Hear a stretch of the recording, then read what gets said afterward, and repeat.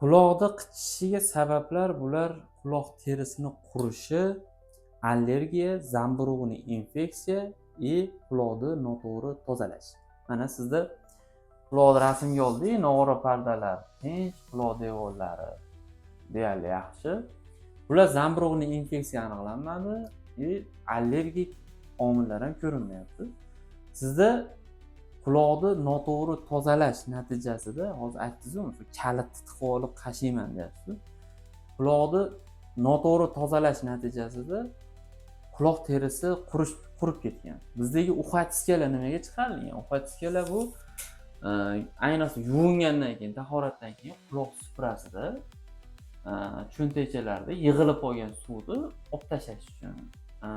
Quloq serasida ozgina oq sarg'ayib qoladi. O'sha narsalarni olish uchun, ichkariga kirgizib olib qashlash uchun chiqarilmaganda bu narsa.